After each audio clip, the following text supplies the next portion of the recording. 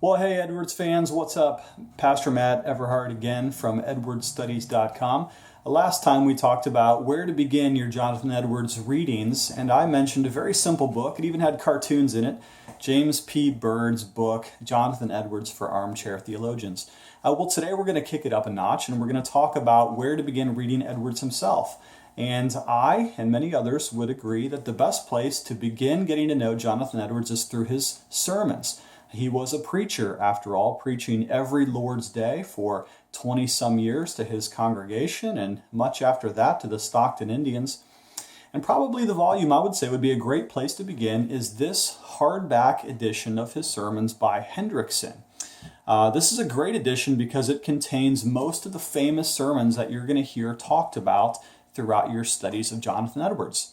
God glorified in man's dependence, the sovereignty of God and the salvation of man, sweet refreshment in Christ, praise, one of the chief employments of heaven. Of course, sinners in the hands of an angry God. You can't study Edwards without studying that one. You're going to get a couple funeral sermons. You're going to get his farewell sermon to his congregation at Northampton. And overall, reading this book, you're going to get a fantastic understanding, a taste for who Edwards was in the pulpit of the Northampton church.